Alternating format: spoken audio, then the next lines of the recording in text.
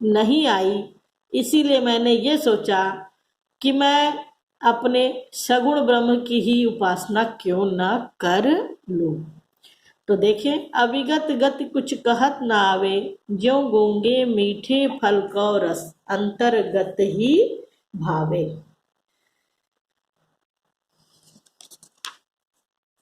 यहाँ पर सूरदास जी देखिए कहते हैं कि निराकार जो ब्रह्म है, जो निराकार ब्रह्म की सत्ता है वो अज्ञात है, उसकी स्थिति के बारे में कुछ भी नहीं कहा जा सकता है। वो निराकार ब्रह्म वैसा ही है जैसे गूंगे मीठे फल को रस, जैसे कोई गूंगा व्यक्ति मीठे फल के रस का पान करता है तो अपने अंतर मन में ही, अपने मन में वो उस फल के रस के आनंद को उठाता है, चाह कर भी अपनी वाणी से, अपनी बोली से, अपने मुख से उस फल की मिठास का वर्णन नहीं कर सकता। सरल करिए, निराकार ब्रह्म अविगत गति कुछ कहत न आवे। जो निराकार ब्रह्म है, इनकी अवस्था का वर्णन नहीं किया जा सकता। यह उसी प्रकार अगम्य है जैसे कोई गूंगा मीठे फल के रस का पान करता है और उस रस का आनंद वो मन ही मन लेता है, किंतु अपने मुख से, अपने वाणी से उस फल की मिठास का वर्णन नहीं कर सकता है। परम स्वाद सबहि सुनिरंतर अमित तोष उपजावे। वो व्यक्ति उस परम स्वाद का निरंतर ही आनंद लेता रहता है और उस अमित, अत्यंत ही, तोष मतलब होता है संतोष, संतोष को उसने मन ही मन वो संतुष्ट होता रहता है, उसके मन में संतोष रहता है, किंतु उस संतोष को, उस स्वाद को वो दूसरों से, अपने मुख से कह नहीं सकता, क्योंकि वो गूंगा होता है। मन वाणी को अगम अगोचर, मन वाणी को अगम अगोचर, सो जाने जो पावे। ये जो निराकार ब्रह्म है सब इंद्रियों से परे है, जो मन वाणी से अगम्य है, अर्थात मन और वाणी से भी जिन्हें जाना नहीं जा सकता, और अगोचर है जो दिखाई नहीं देता। जो इस ब्रह्म को जानते हैं वही इसे पा सकते हैं। निर्गुण ब्रह्म की न कोई रूपरेखा है, न गुण है, न जाति है, न किसी भी युक्ति से या उपाय से हम प्रत्यक्ष रूप से उसे देख सकते हैं। निरालंब, बिना किसी आधार के, बिना किसी माध्यम के, बिना किसी सहारे के कित धावे, मैं किधर दौड़ूंगा। धावे मतलब दौड़ना। सब विधि अगम विचार ही, सूरदास जी कहते हैं इस प्रकार सभी प्रकार से, विधि प्रकार से अपने लिए कठिन जानकर, विचार कर मैं सूर अपने कृष्ण के सगुण पद का गायन करता हूँ। इस प्रकार सूर ने कहा है कि मैं सगुण रूप से ही अपने आराध्य के लीला के पदों को गाता हूँ, उसे समझता हूँ। इसको एक बार और आप ध्यान से देखें। निर्गुण ब्रह्म के बारे में बता दिया सीधे सरल शब्दों में, ऐसा ईश्वर जो आपको दिखाई नहीं देता।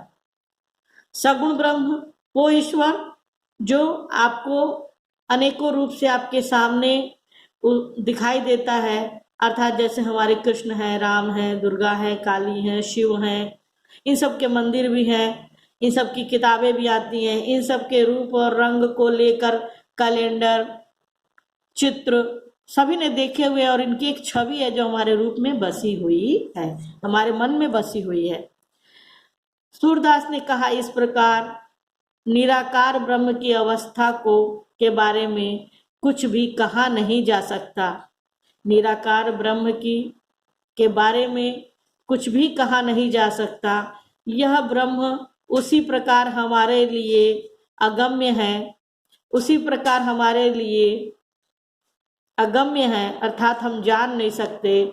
जैसे गूंगे मीठा फल को, कोई गूंगा व्यक्ति मीठे फल का रसास्वादन तो कर लेता है, किंतु अंतर्गत ही अपने मन ही मन में उस रस का स्वाद उठाता है निरंतर, और उसको अत्यंत संतुष्टि प्राप्त होती है, किंतु स्वाद और उस संतुष्टि के भाव को वह अपने मुख से वर्णित नहीं कर सकता।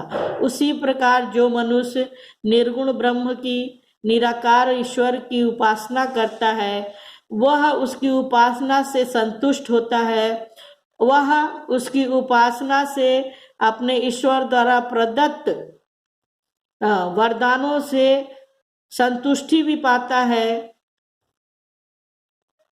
खुश भी रहता है, किंतु अपने उस निराकार ब्रह्म की चेष्टाओं का, उसके प्रभाव का वर्णन वह अपने शब्दों में नहीं कर सकता। इसी प्रकार मन वाणी को अगम अगोचर सो जाने जो पावे।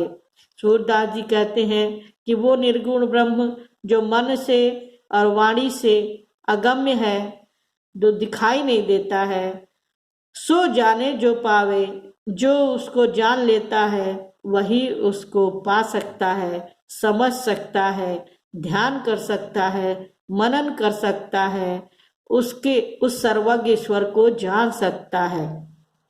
किंतु जो इस तरह की क्षमता वाले मनुष्य नहीं है, वो बिना किसी ऐसे ईश्वर के बारे में जिसकी कोई रूप भी नहीं है, रेखा भी नहीं है, गुण भी नहीं है, जाति भी नहीं है, जो किसी भी उपाय के बिना दिखाई, किसी भी उपाय को कर लो लेकिन वो दिखाई नहीं देता है, ऐसे बिना किसी सहारे के, बिना किसी आश्रय के दूसरा मनुष्य किधर दौड़ेगा, कैसे उसे पाएगा, कैसे उसे अनुभव करेगा।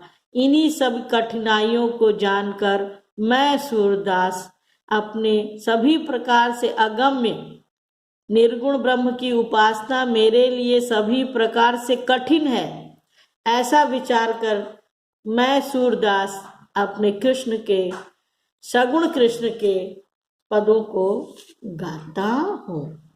ये आपकी व्याख्या है बच्चों।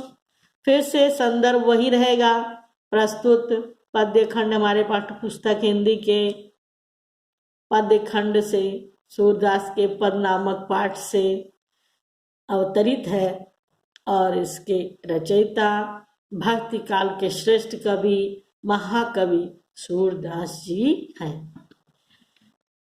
प्रसंग इस पद्य में निर्गुण ब्रह्म और सगुण ब्रह्म की स्थिति पर प्रकाश डाला गया है। व्याख्या मैंने बता दी। और इसका काव्य सौंदर्य बच्चों, निर्गुण पहला तो आप लिखेंगे ब्रज भाषा यही रहेगी, रस शांत यही रहेगा। तीसरे नंबर पे आप लिख सकते हैं कि निर्गुण और सगुण ब्रह्म की सुंदर विवेचना की गई है। फिर अनुप्रास ढूंढ लीजिए, अगर इसमें अनुप्रास है कहीं, जैसे अनुप्रास ढूंढते हैं सबही सु, जानते हैं जब किसी व्यंजन की बार बार आवृत्ति होती है तो वहां पे अनुप्रास अलंकार होता है। तो देखिए सबही सु, आगम अगोचर, इन दोनों शब्दों में अनुप्रास अलंकार है। इस प्रकार आपके 2 पद हो गए। अब मैं तीसरे पद की आपको व्याख्या करूंगी। बहुत सुंदर व्याख्या है ये पद, मुझे बहुत अच्छा भी लगता है। कान्हा छोटे से हैं, कृष्ण छोटे से हैं और नंद बाबा के आंगन में चारों ओर घूम रहे हैं। उनकी इस अद्भुत मनोहारिणी छवि का वर्णन किया है सूर ने, और अपने नेत्रहीन, अपने काव्य में नेत्रहीन होते हुए भी सूर ने कैसे एक बालक की मनोहारिणी जो गतिविधियां हैं उसका उसकी रूपरेखा खींची है, ये आप भी देखें। किलकत कान घुटरिवन आवत, मणिमय कनक नंद कै आंगन, बिंब पकड़िबे धावत। कबहू निरखी हरि आपु छाह को, कर सौ पकरन चाहत। किलकी हसत राजत द्वय दतिया, पुनि पुनि तीव अवगाहत। कनक भूमि पर कर पग छाया, कनक भूमि पर कर पग छाया।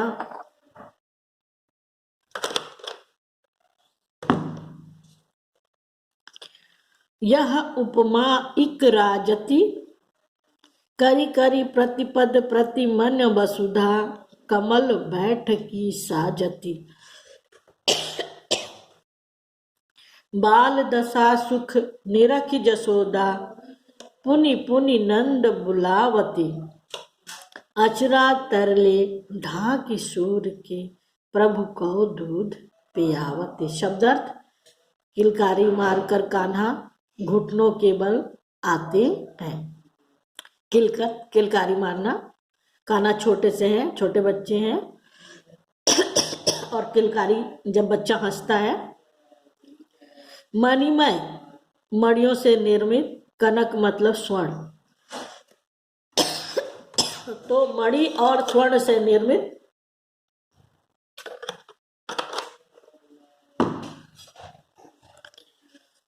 मणि और स्वर्ण से निर्मित नंद का आंगन, उसमें अपने बिंब को, अपनी परछाई को, बिंब मतलब परछाई को पकड़ने के लिए दौड़ रहे हैं।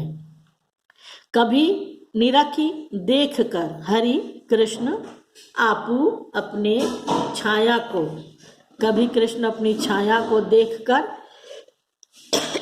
कर सो पकड़न चाहत, अपने हाथों से पकड़ना चाहते हैं। बिंब मतलब गोलाकार होता है। मणिमय, मणियों से, स्वर्ण और मणि से बने हुए नंद के आंगन में जो बिंब बन रहा है, गोलाकार बन रहा है, जगह जगह स्थान स्थान पर, उसे पकड़ने के लिए दौड़ना। और कभी अपनी ही छाया को देखकर कर सो अपने हाथों से पकड़ना चाहना। कर मतलब होता है हाथ। बालकृष्ण जब किलक कर हंसते हैं, किलकारी मार कर हंसते हैं, राजत द्वय दतियां, तो उनके आगे के दो दांत अत्यंत सुशोभित होते हैं, अत्यंत सुंदर लगते हैं। अब आप बच्चों, आपने देखा होगा जब बच्चे, जब धीरे धीरे बच्चों का दांत निकलता है ना, छोटे बच्चों का, तो सबसे पहले आगे के ही दो दांत निकलते हैं, और बच्चे जब जब हंसते हैं तो ये दोनों दांत चमक चमक कर अत्यंत सुंदर लगते हैं। कृष्ण भी ऐसे ही लग रहे हैं। पुनि पुनि तीव अवगाहत, पुनि पुनि तीव अवगाहत।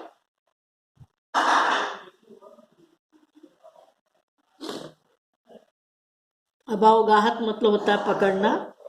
इस प्रकार पुनि पुनि मतलब बार बार कृष्ण उसे पकड़ रहे हैं। कनक भूमि, स्वर्ण, सोना, सोना जो पहनने वाला है, आभूषण जिससे बनता है। कनक भूमि है, यानी जो नंद बाबा का आंगन है उस पे सोना, स्वर्ण से बना हुआ है वो भूमि, वो जमीन। उस पृथ्वी पर, उस भूमि पर, उस स्थान पर, उस आंगन में जो स्वर्ण से निर्मित है, कर पग छाया